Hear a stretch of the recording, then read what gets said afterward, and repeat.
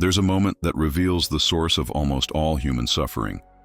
You're lying awake at 3 in the morning, your mind spinning in endless loops about something completely beyond your influence.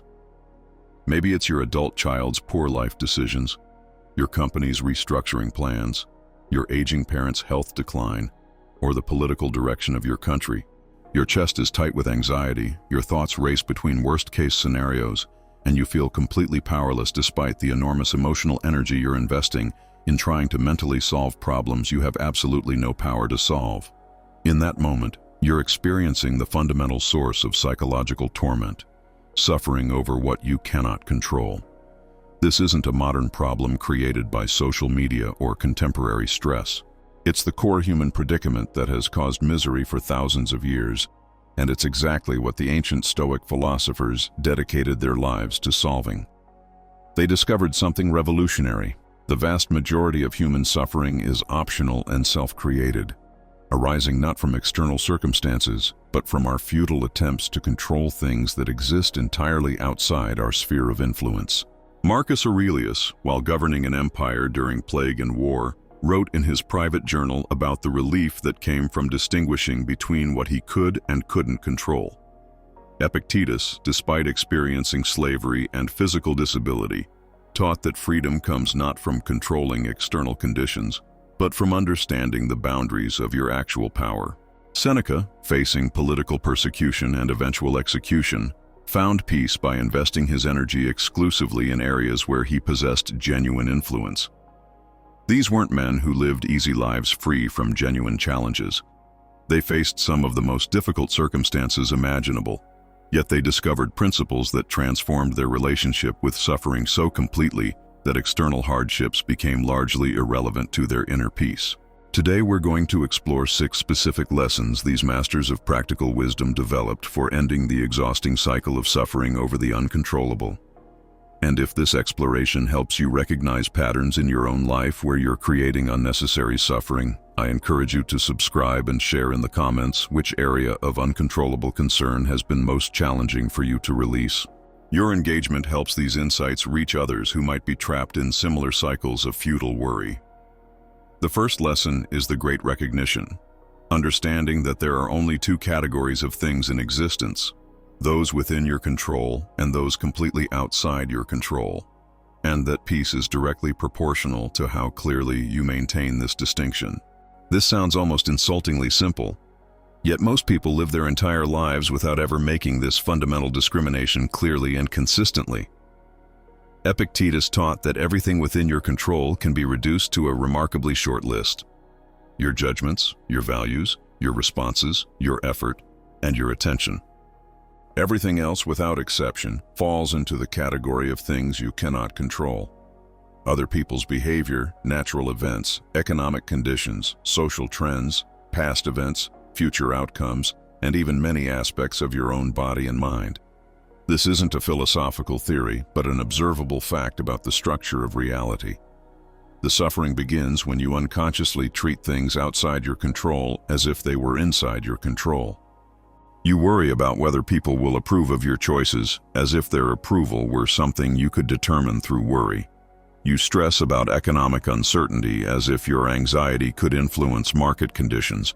You ruminate about past mistakes as if mental rehearsal could somehow change what already happened.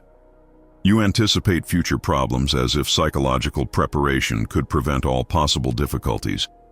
The practice of this lesson involves developing the habit of asking yourself, whenever you notice suffering or stress, is this something I can actually control, or am I suffering over something outside my influence? When you identify that you're investing emotional energy in uncontrollable factors, you can consciously redirect that energy toward areas where you do have genuine power. Instead of worrying about whether your presentation will be well received, you focus on preparing it thoroughly. Instead of stressing about your child's choices, you focus on being the kind of parent whose guidance is worth considering. This recognition doesn't make you indifferent to outcomes or passive about challenges. It makes you incredibly effective because you're investing all your psychological resources in areas where they can actually produce results. When you stop wasting energy trying to control the uncontrollable, you discover you have enormous power within your actual sphere of influence. The second lesson is expectation realignment, adjusting your expectations to match how reality actually operates rather than how you wish it would operate. Most suffering over uncontrollable factors stems from expecting life, people, and circumstances to behave according to your preferences rather than according to their own nature and patterns. You expect people to always be reasonable, then suffer when they act emotionally. You expect your efforts to always produce proportional results, then despair when hard work doesn't guarantee success. You expect life to be fair in ways that match your personal sense of justice, then feel bitter when inequities persist. You expect change to be comfortable and predictable, then feel anxious when uncertainty is the only certainty. Marcus Aurelius spent considerable time observing and accepting the actual patterns of existence. That change is constant, that people act according to their own understanding rather than your wishes, that outcomes depend on countless factors beyond individual effort, that suffering and difficulty are distributed according to natural laws rather than moral desert. This wasn't pessimism, but realism, and it created enormous psychological relief. The practice involves regularly examining your expectations and asking whether they're based on how you want reality to work or how reality actually works. Are you expecting your good intentions to protect you from criticism? Are you expecting other people to prioritize your needs above their own? Are you expecting complex situations to have simple solutions? Are you expecting stability in areas of life that are inherently unstable? Adjusting expectations to match reality doesn't mean becoming cynical or giving up on positive goals. It means operating from accurate assumptions about how the world works, which makes you far more effective at navigating actual conditions rather than fighting against the fundamental nature of existence. When you expect people to sometimes be difficult, uncertainty to be constant, and efforts to sometimes fail. Despite your best intentions, these experiences don't devastate you because they align with realistic expectations. The third lesson is energy conservation. Recognizing that your psychological and emotional energy is finite and precious, and that investing it in uncontrollable factors depletes the resources you need for areas where you can actually make a difference. This lesson transforms worry from seeming like caring into what it actually is: waste. Think about how much mental energy you've spent over the past week worrying about things completely outside your control. How much emotional bandwidth have you invested in other people's decisions, global events, past mistakes, or hypothetical future problems? Now consider what you might have accomplished if that same energy had been directed toward areas where you have genuine influence, developing your skills, improving your relationships, clarifying your goals, or serving others in meaningful ways.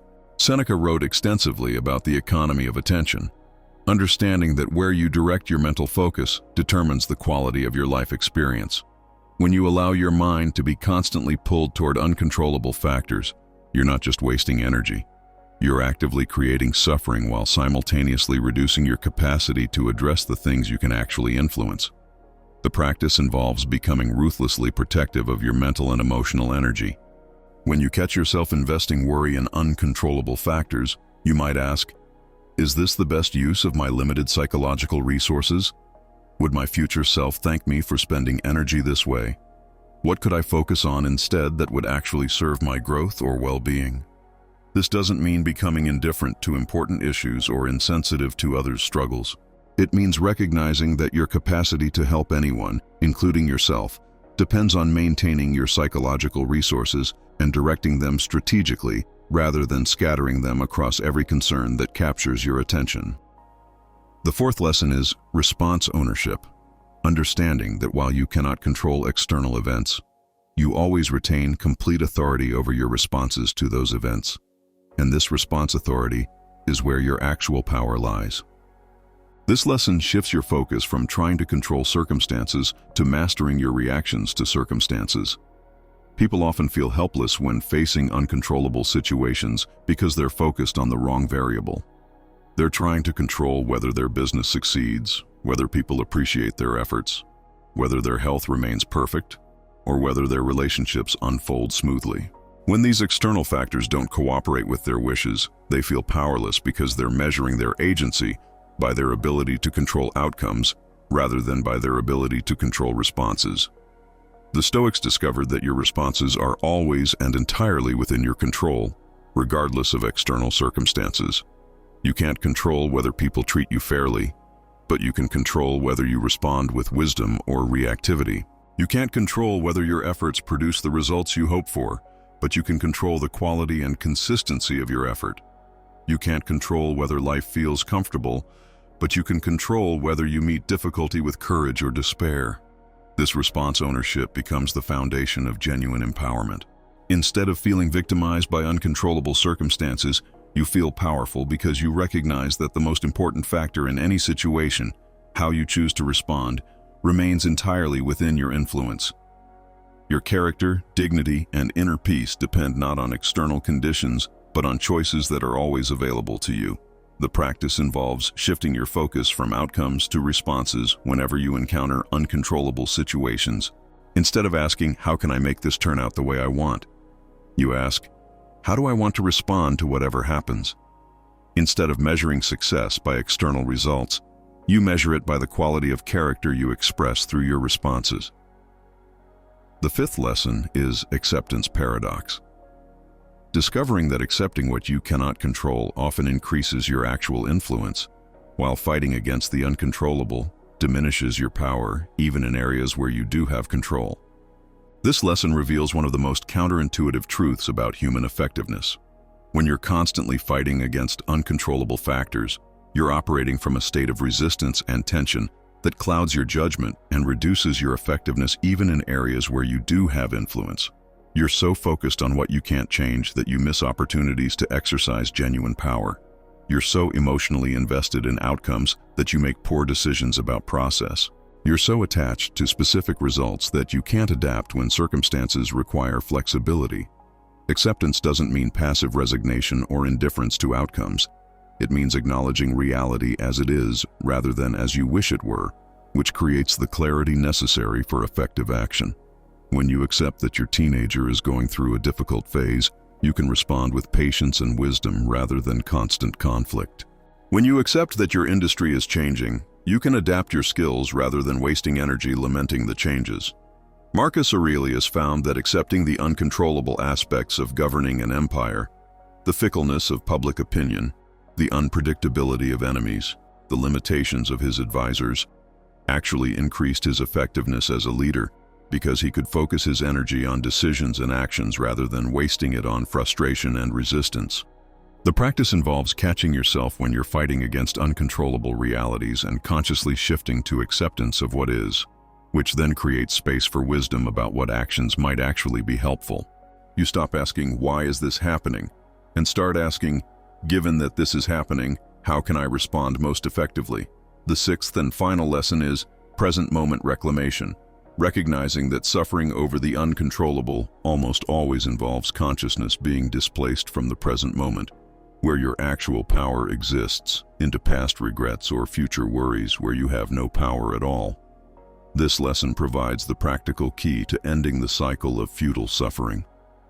Most worry about uncontrollable factors involves mental time travel.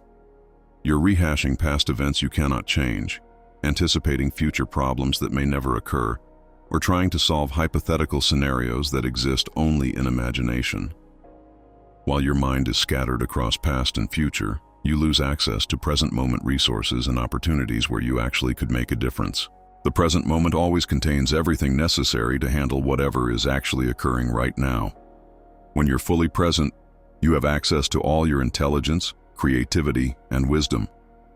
When your consciousness is displaced into past or future, you lose these capabilities exactly when you might need them most. Present moment awareness isn't just a meditation technique. It's a practical strategy for maximizing your actual influence. Epictetus taught that the present moment is the only arena where choice is possible, where virtue can be practiced, where wisdom can be applied. Past moments are fixed and unchangeable. Future moments don't yet exist and will be shaped by present choices. All actual living, thinking, choosing, and responding happens in the current moment. The practice involves developing the habit of noticing when your mind is creating suffering through mental time travel, and gently returning attention to immediate reality and available choices. When you catch yourself worrying about future outcomes, you ask, What's actually happening right now? What choices are actually available to me right now? When you find yourself ruminating about past mistakes, you redirect attention to current opportunities and decisions. This present moment reclamation doesn't eliminate planning for the future or learning from the past, but it recognizes that both planning and learning happen in the present. It transforms worry from endless mental loops into productive action, rumination from self-torture into wisdom extraction, and anxiety from paralyzing fear into appropriate preparation. When you integrate these 6 lessons into your daily thinking and living, something remarkable happens. You discover that the vast majority of your suffering was optional and self-created. You realize that you've been expending enormous amounts of energy fighting battles that didn't need to be fought, solving problems that didn't need to be solved, and controlling outcomes that were never meant to be controlled. This doesn't mean you stop caring about important issues or become indifferent to outcomes that matter to you. Instead, you discover a completely different way of caring, one that comes from strength rather than anxiety, wisdom rather than worry, and love rather than control. You can care deeply about someone's well-being without suffering over their choices. You can work passionately toward goals without being destroyed by setbacks. You can engage fully with life without being controlled by the need for specific outcomes. The energy you once spent in futile attempts to control the uncontrollable becomes available for areas where you can actually make a difference. Your relationships improve because you're responding to people as they are, rather than trying to make them be who you think they should be. Your work becomes more effective because you're focusing on process and effort rather than being paralyzed by attachment to specific results. Your peace of mind stabilizes because it's no longer hostage to factors beyond your influence. This transformation reveals something profound about the nature of human suffering. Most of it is created by misunderstanding the boundaries of your actual power. When you understand clearly what you can and cannot control, and when you invest your energy exclusively within your sphere of genuine influence, suffering doesn't disappear entirely. Life still contains legitimate difficulties and real losses, but it reduces dramatically because you're no longer adding layers of unnecessary suffering on top of unavoidable challenges. The Stoics discovered that this clear understanding of control boundaries creates a form of freedom that no external circumstances can touch. You become someone who can face uncertainty without anxiety because you know your peace doesn't depend on certainty. You can handle other people's poor choices without despair because you know your well-being doesn't depend on their wisdom. You can navigate setbacks without devastation because you know your worth doesn't depend on outcomes. This freedom doesn't come from controlling more things, but from recognizing how little you actually need to control to live well. When your happiness depends only on factors within your genuine influence, your values, responses, effort, and character, you become nearly invulnerable to external circumstances because your well-being is anchored in things that cannot be taken away without your consent. Living according to these lessons means waking up each morning with a clear sense of where your power lies and a commitment to investing your precious energy exclusively in areas where it can bear fruit.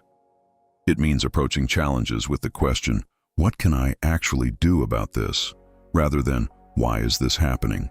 It means responding to difficulties with curiosity about how you can grow rather than resistance to the fact that difficulties exist. The world will continue to present you with situations you cannot control. People will make choices you disagree with. Events will unfold differently than you hoped. Circumstances will sometimes be unfair, unpredictable, and uncomfortable. But when you understand these 6 lessons deeply, these external factors lose their power to create internal suffering. You remain free to choose your responses, maintain your values, and pursue your purposes regardless of what you cannot control. What would your life look like if you stopped suffering over things outside your influence? How much energy would become available for areas where you can actually make a difference? What dreams might you pursue? What relationships might you nurture? What service might you provide if you weren't constantly depleted by futile attempts to control the uncontrollable? These aren't hypothetical questions, but invitations to discover the profound freedom that becomes available when you align your energy with your actual power rather than scattering it across areas where you have no real influence. The Stoics teach us that this freedom is not a distant goal, but an immediate possibility, available in every moment when you choose to focus on what you can control rather than suffering over what you cannot. This is the path from unnecessary suffering to genuine peace, from powerless worry to effective action, from being controlled by circumstances to remaining free, regardless of circumstances. The choice, as always, is entirely within your control.